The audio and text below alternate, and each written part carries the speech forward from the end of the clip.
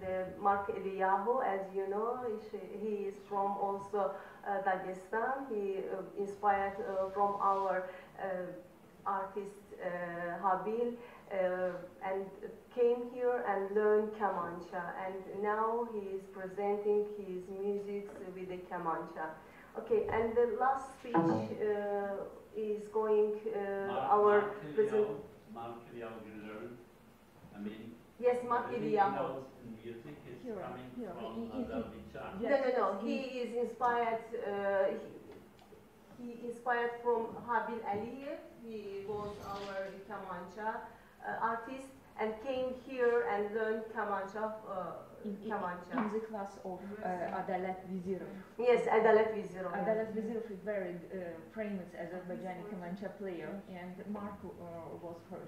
He student about 2 years. He lived in his house. Oh. Yes, and 2 years in Baku. Also they play the tar. Yes. I mean, because I know both of them, him and his son. Yeah, yes. Piris played Iranian tar, not Azerbaijani tar. You have just seen. He played Iranian tar, but Mark, his son, played Azerbaijani Kamancha. It's a common instrument for all Central and Middle Asia. Kamancha. And the word Kamancha. Yes, from Kamancha. Here? Yes. From here? Kamancha from Persian Kaman. From yes, Persian. Yes. In Arabic. No, only Persian. No, but in Arabic became Kamancha. Friends, can I encourage you to have this? I'd like to have my full 15 minutes. I know that we're also already over time. Yes, okay. Yes. We have the last presentation from Mr. Arieh David Scharnberg. His lecture is about the Geo-Museum. Documentation and photography from the villages. He holds MBA in environmental studies with an emphasis in anthropology from Prescott College, Arizona, U.S.A, and MBA master degree in cross-cultural and sustainable business management from the American University of Paris. His passion for the history, stories, and culture of the Jews of Azerbaijan originated from stories he heard as a young boy from his rabbi father of Jews living in the Caucasus Mountains. He currently resides in Northern Carolina, working as a Jewish youth educator and adventure guide. Yeah, that's. Great. I'll keep this fairly succinct. So just small correction. I live in California, and I came here all the way from California to participate.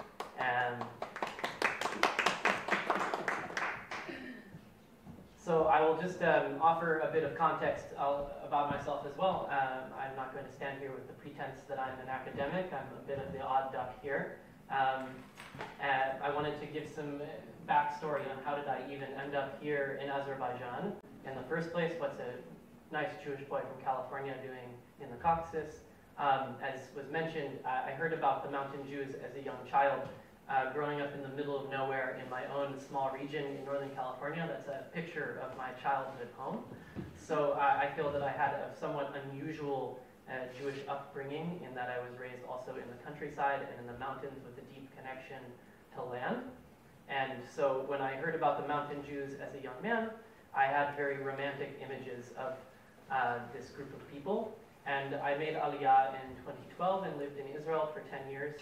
And towards the end of my time there, I was working at Tel Aviv University, and I was connected to a group of Muslim and Jewish students who were doing a comparative text study group and received an Erasmus invitation to attend the Islamic Solidarity Games here in Baku in 2017. And I said to my friends, this is where the mountain Jews are from. Let's go check out the village that I heard that exists in the northern part of the country.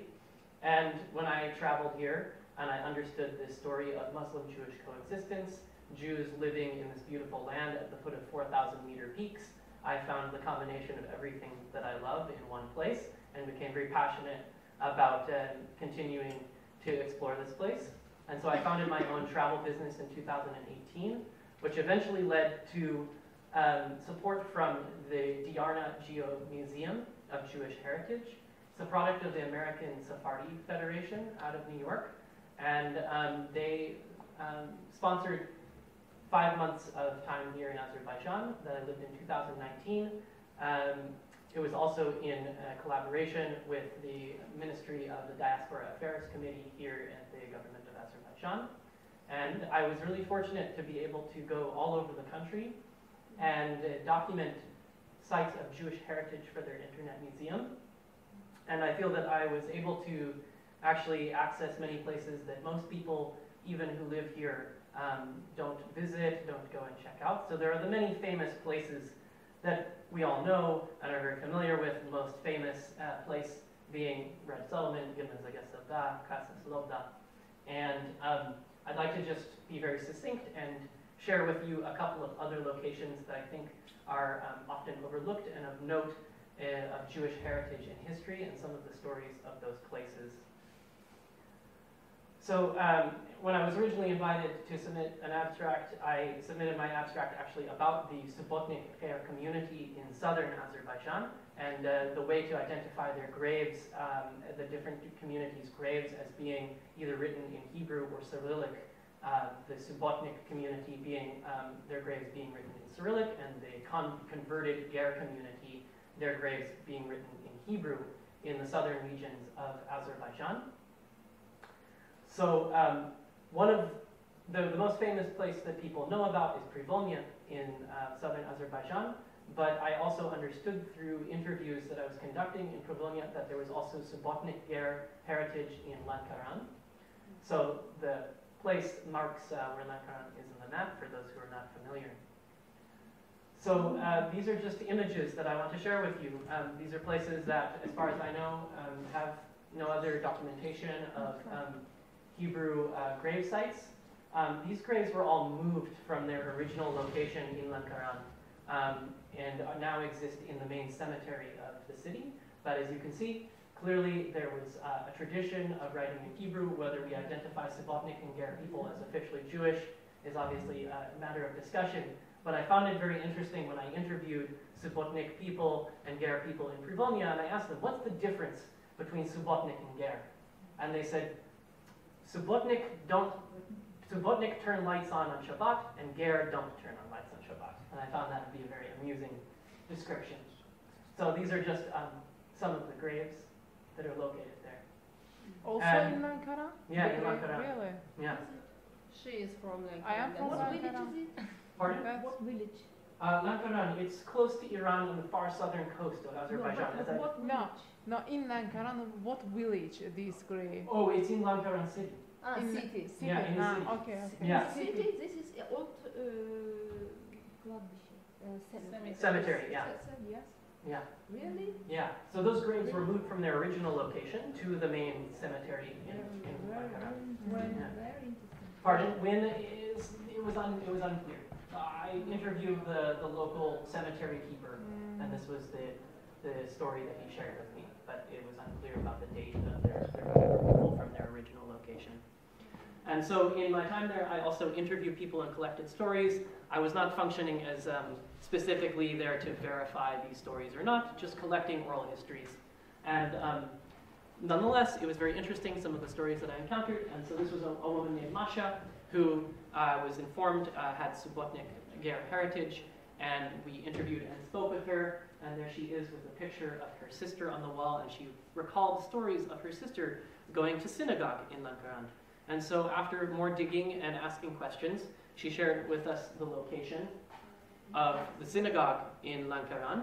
This is its current status, a defunct Taekwondo hall. But that is the original synagogue that existed in Lankaran. And she had memories of her sister obviously walking there, but we don't have specific stories of what Jewish life was like and practice. But what I found really amazing was the ubiquity of many Jewish values in that community. So when I went, for example, to Privolnya, I met this really wonderful man named Alexander. We arrived to his house at 10:30 in the morning, and immediately he welcomes me in, pours me some homemade blackberry vodka, and we spend 3 days in his home. We tried to insist that we would go to a hotel, and he was absolutely insistent, absolutely not. He knew what day of the Omer it was. He was counting the Omer. So it was very interesting. So, you know, these values of Jewish values, hachnasat ochim, hospitality to guests, and generosity, as well as his connection to some of the practices, was very interesting to note. He identified himself as coming from Subotnik heritage himself, but he basically functions today as the unofficial rabbi of Privolnia. And so again, these are just some images from the graves and the cemetery in Privolnia.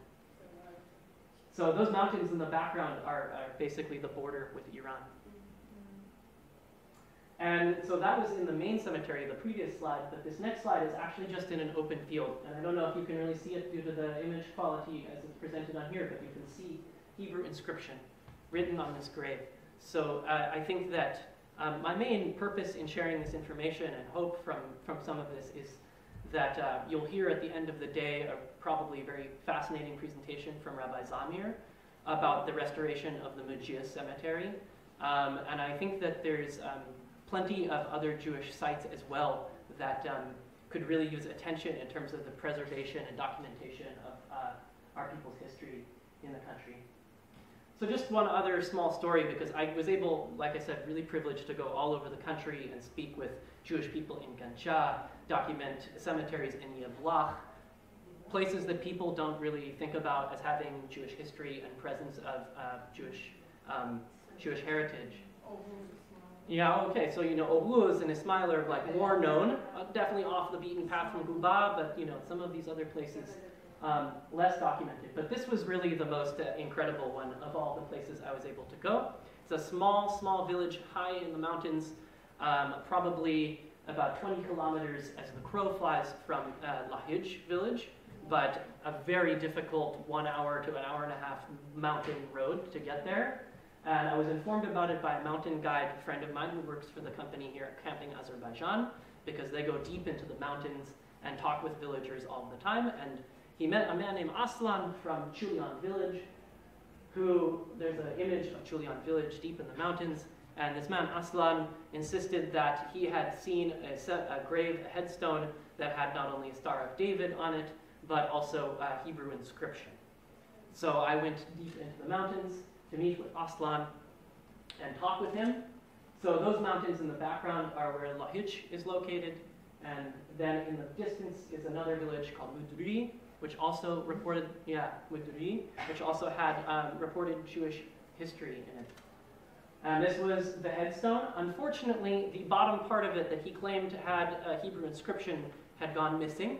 And as we know, the Star of David was adopted much later here in the region, so the fact that there is a Star of David does not inherently mean that this was a Jewish cemetery, but it is very interesting that there is this story of Jewish heritage there. There is this headstone with a Star of David on it that allegedly had Hebrew inscription.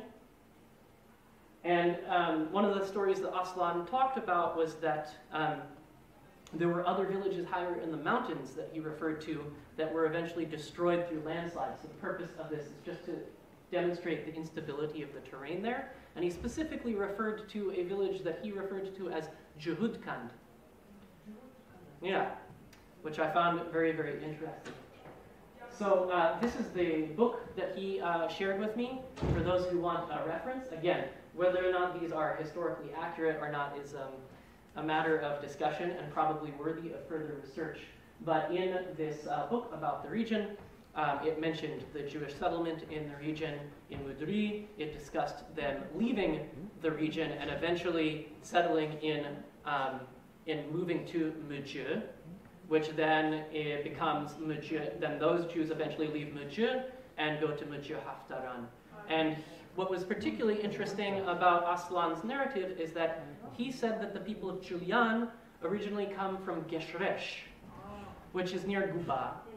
So he was suggesting that perhaps the narrative of migration that is to be told there is a narrative of Jews leaving from the Guba region with the people of Geshresh, moving up and over the mountains, because if we look back here at this location. You can see where Buba is north of Julian, and the east-west Caucasus Mountains, and then coming up and over the mountains.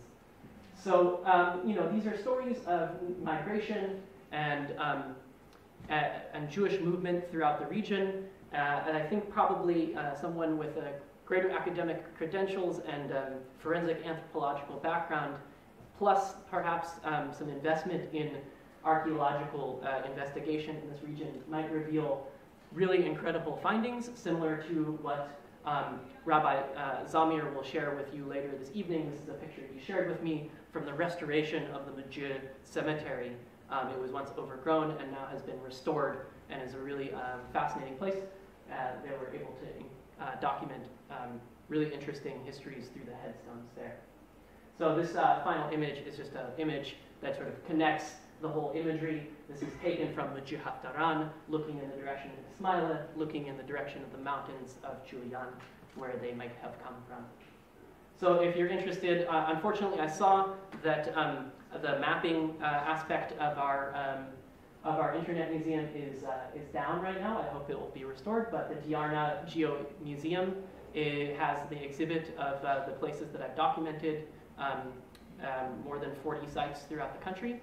And if you want to follow up, now my content is more about my own personal mountain adventures because that's how I got into this, but nonetheless, I also have information on my Instagram if you want to know more of these stories.